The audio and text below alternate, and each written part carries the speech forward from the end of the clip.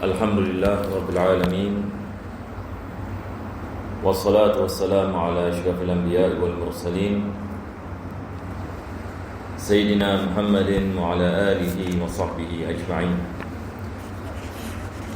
Alhamdulillah, kita memulakan pengajian kita pada malam bahagia ini dengan kita memanjatkan kesyukuran kita kepada Allah Subhanahu wa taala dapat kita berkumpul dan meneruskan pengajian, dan kita berdoa kepada Allah Subhanahu wa taala agar Allah menjadikan pengajian ini sebab pengampunan bagi segala dosa, dan Allah mengabulkan dengannya segala hajat, dan menjadikannya sebab pengampunan dan keselamatan daripada segala azab dan bala dan wabak, daripada segala kesakitan dan penyakit zahir dan batin. Dan kita berdoa mudah-mudahan Allah membukakan bagi kita pintu kefahaman dalam agama dan memberikan hati-hati kita iman dan taqwa, dan menjadikan kita di antara hamba-Nya yang sentiasa mengingatinya pada tiap-tiap masa dan keadaan. Dan mudah-mudahan Allah memberikan kepada kita husnul khatimah dan mengumpulkan kita bersama Nabi kita sallallahu alaihi wasallam pada hari kiamat nanti. Amin ya rabbal alamin. Sebelum kita memulakan pengajian, ada permintaan untuk kita membacakan surah Al-Fatihah, khusus bagi Zaini bin Ismail yang sedang sakit di hospital. Kita berdoa mudah-mudahan Allah berikan dia syifa. Ila hadirat Nabi sallallahu alaihi wasallam. Al-Fatihah.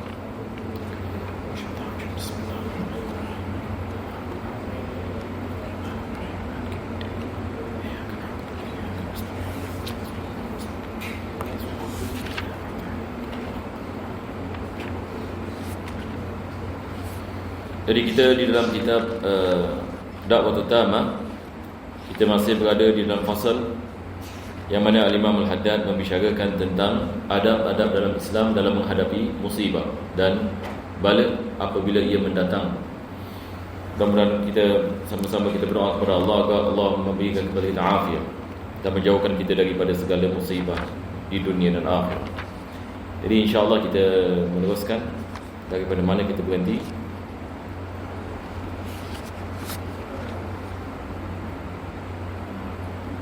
Surah 181. Bismillahirrahmanirrahim.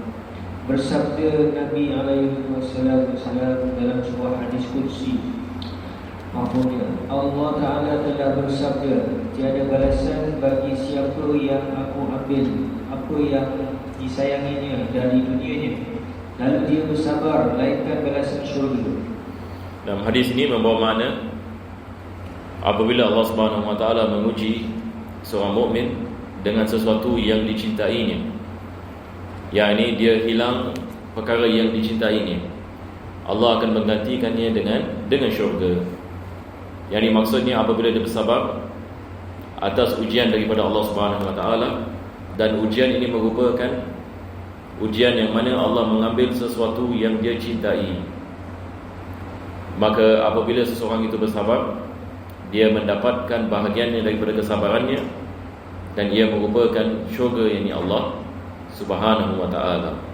Jadi apa yang kita faham daripada hadis ini, seperti mana kita membicarakan sebelum ini, apa saja yakni kesusahan yang dilalui oleh seorang mukmin, sama ada kesusahan dalam segi hilangnya orang yang kesayangan, ataupun kekurangan kewangan, ataupun kesusahan, ataupun penyakit dan sebagainya, apabila yang ini dia bersabar atas apa saja kesusahan yang diuji oleh Allah Subhanahu wa taala, maka Allah akan memberikan balasan yang baik baginya, dan ia menjadi sebab dosa-dosanya diampunkan oleh Allah Subhanahu wa taala. Jadi sebagai seorang mukmin, Islam mengajarkan kepada kita, apabila kita lihat kepada dunia ini, Islam ini mengatakan jangan kamu terperanjat apabila kamu melihat banyak sangat masalah, ataupun di dunia ini penuh dengan dugaan dan ujian. Maka jangan kamu terperanjat, sebab ini adalah sunnah Allah Subhanahu wa taala.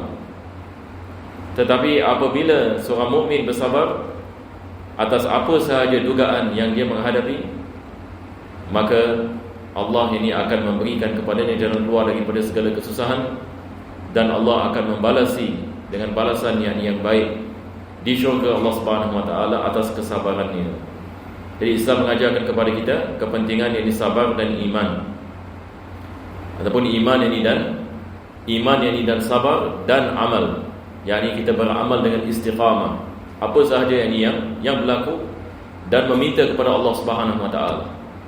Apa yang penting adalah kita kembali kepada Allah dalam apa sahaja masalah yang kita menghadapi.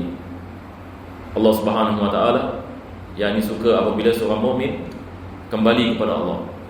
Yani sebab ada hadis Nabi sallallahu alaihi wasallam mengatakan kullu bani adam khata'un, semua yakni anak Adam melakukan kesilapan, wa khairul khata'in at-tawwabun, dan sebaik-baik orang yang melakukan kesilapan adalah orang yang kembali yakni kepada Allah Subhanahu Wa Taala. Jadi kita dalam Islam alhamdulillah ini merupakan kunci kebahagiaan. Jadi seorang mukmin dia sentiasa bersama Allah. Seorang mukmin sentiasa mendapatkan anugerah daripada Allah, sama ada dalam keadaan senang ataupun dalam keadaan susah. Sebab bila kita faham ini perkara ini, maka dia akan mendatangkan kebahagiaan kepada kita. Apa saja yang kita menghadapi di dunia, yang penting ini kita faham ini dan kita beriman akan Allah Subhanahu Wa Taala dan kita mengamalkan perintah-perintah Allah Subhanahu Wa Taala. Nah, teruskan.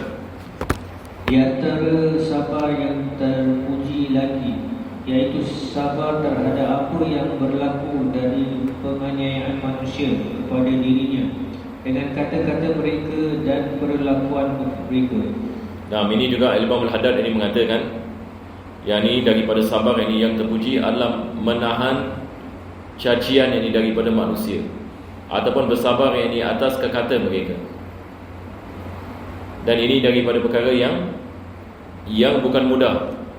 Yakni bersabar ini akan perkara ini mendapatkan anugerah yang besar daripada Allah Subhanahu Wa Taala. Dan ini berlaku ini sama ada dalam masyarakat kita ataupun bukan dalam masyarakat kita, ini perkara yang berlaku. Kita lihat di dalam ini masyarakat, dalam dunia ini, apa saja yang kita buat, walaupun ada satu orang kita lihat melakukan kebaikan yang luar biasa, ada saja orang yang akan mencaci dia. Ada saja orang ini yang akan mengata sesuatu yang menyakitinya ataupun yang dia difitnah ini dan sebagainya. Ini juga ujian daripada Allah. Ujian yang daripada Allah Subhanahu Wa Taala, dan bagi mereka yang bersabar, mereka akan mendapatkan pahala yang besar ini di sisi Allah. Nah, dan dia itu adalah tingkat sabar yang tertinggi sekali. Sabar seperti ini memang menjadi tabiat tokoh-tokoh agama dan para pemimpinnya, termasuk orang-orang yang terkhusus dari para nabi, para syirikin. Jadi kita lihat di dalam Al-Quran Allah menceritakan tentang nabi-nabi dan rasul, dan bagaimana apabila mereka dihantar kepada kaum mereka dicaci maki. Mereka mengajak kaum mereka kepada Allah Subhanahu Wa Taala.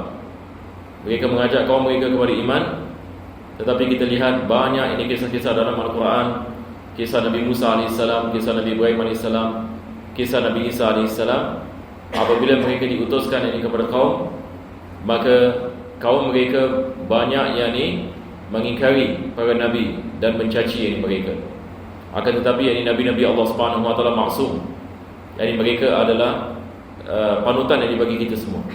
Maka kita lihat bagaimana mereka bersabar dan mereka mengharapkan anugerah daripada Allah dan hidayah bagi kaum mereka, walaupun mereka dikhianati dan dicaci oleh kaum. Di sini Imam Al-Haddad mengatakan ini adalah tahap kesabaran yang tertinggi, yaitu kesabaran para nabi dan siddiqin. Ini adalah martabat. Seperti mana dalam Al-Quran ini Allah mengatakan ulaika ma'al ladzina an'ama Allahu 'alaihim minan nabiyyin was-siddiqin wasyuhada'i was-salihin. Jadi ada 4 derajat. Yang pertama sekali adalah nabiyyin, lepas itu siddiqin, yang ketiga adalah syuhada was-salihin. Mudah-mudahan ini Allah mengumpulkan kita bersama mereka. Walaupun ini kita tak seperti mereka, tetapi insya-Allah Allah mengumpulkan kita bersama mereka insya-Allah. Tapi kita cuba untuk mengikuti jejak langkah mereka. Betul ke tidak?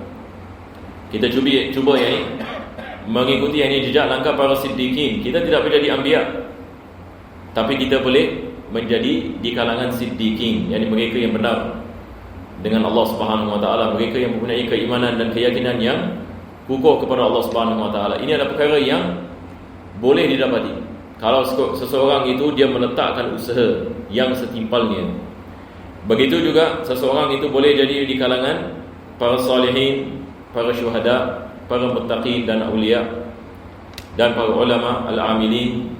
Maka ini semua adalah perkara yang boleh didapati oleh seorang manusia. Kita berdoa mudah-mudahan Allah memudahkan kita agar kita diberikan taufik, dapat kita beramal, mendekatkan diri kita kepada Allah Subhanahu wa taala sehingga kita dicintai oleh Allah dan mencintai Allah Subhanahu wa taala.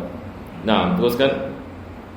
Allah Ta'ala telah berfirman kepada utusannya yang dipercayai dan bermaksud, pilihlah jalan kemaafan, suruhlah dengan kebaikan, dan palingkan wajahmu dari orang-orang yang buruk itu.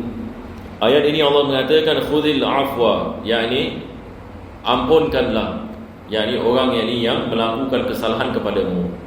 Ini adalah perintah Allah Subhanahu wa taala kepada Nabi sallallahu alaihi wasallam. Itu sebab kita lihat daripada akhlak Nabi sallallahu alaihi wasallam, dia memberikan keampunan kepada orang yang menyakitinya. Kita lihat ramai orang di Makkah menyakiti Nabi sallallahu alaihi wasallam. Ramai sekali, tak terhitung nama mereka. Hampir semua pembesar Quraisy mencaci Nabi. Apa sebabnya? Sebab mereka menuduh Nabi SAW membawa agama yang baru. Sebab kaum Arab sembah berhala. Nabi SAW mengatakan la ilaha illallah. Kaum Arab pula sembah bukan satu berhala, bukan dua berhala, bukan tiga berhala, 365 berhala. Macam mana? 365. Tiap-tiap hari dia sembah satu berhala. Tiap-tiap hari ada berhala yang tertentu yang disembah. Jadi satu tahun ada 365 hari. Jadi di Kaabah itu dia ada 365 berhala. Dan mereka ada Tuhan yang ini, Tuhan yang itu, yang Tuhan yang ini, Tuhan yang jaga langit, Tuhan jaga bumi, Tuhan yang api, Tuhan. Tiba-tiba datang Nabi SAW kepada kaum yang tidak pernah mengenal wahyu, yang telah tersasar daripada ajaran Nabi Ibrahim AS. Nabi mengatakan qulu la ilaha illallah tuflihu. Kalau kamu kata la ilaha illallah, tidak ada Tuhan yang melainkan Allah, Allah Maha Berkuasa, Allah yang melakukan segala-galanya, Allah yang menciptakan segala-galanya, Allah yang berkuasa, makhluk tak ada kuasa. Dan berhala juga yang kamu sembah tidak ada kuasa. Allah sahaja yang ada kuasa. Di sini Nabi SAW mendapati tentangan yang sangat hebat. Hampir dibunuh. Hampir. Sebab mereka mahu membunuh sehingga berlaku peperangan Badar dan Uhud, sehingga Nabi SAW meninggal dunia. Ada sahaja orang yang memerangi ajaran Nabi SAW sampai hari ini. Tetapi para anbiya mengatakan la ilaha illallah. Hari ini juga kita mengatakan perkara yang sama. Kita mengatakan la ilaha illallah Muhammadun Rasulullah. Maka kita lihat bagaimana Nabi SAW menghadapi ujian yang besar daripada Allah Subhanahu wa taala. Akan tetapi apabila Nabi masuk kembali ke kota Makkah, dia memaafkan ramai daripada orang yang menyakitinya. Daripada mereka adalah Abu Sufyan. Abu Sufyan memerangi Nabi SAW dalam Badar dan Uhud dan Khandaq. Tapi Abu Sufyan masuk Islam. Hind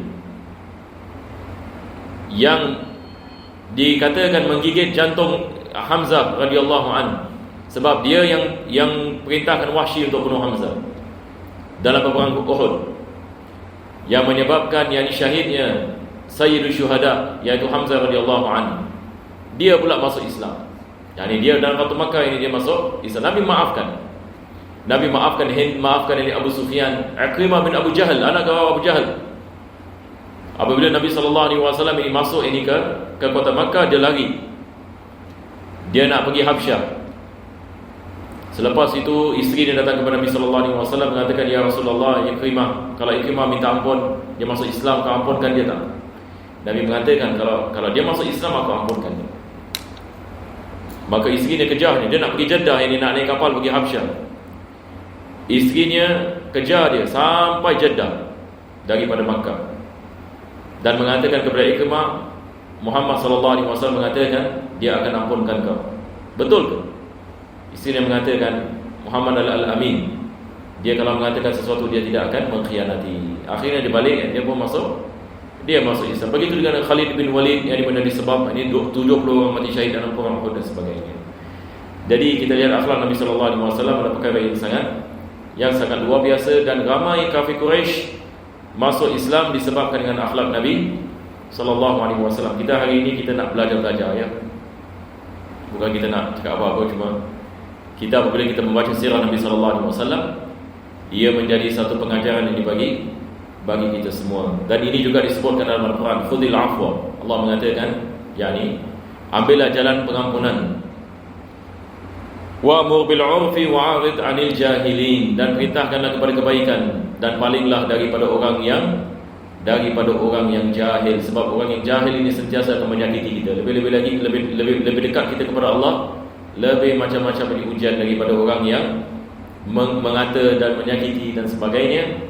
Ini adalah ujian yang daripada Allah. Mudah-mudahan Allah memberikan kepada kita kesabaran yang ini apabila dihadapi ujian, dan ketakwaan yang ini dan keyakinan kepada Allah. Amin ya rabbal alamin. Jadi insya-Allah kita berhenti di sini bagi kitab Da'watul Tamah, dan kita akan masuk kepada kitab yang seterusnya.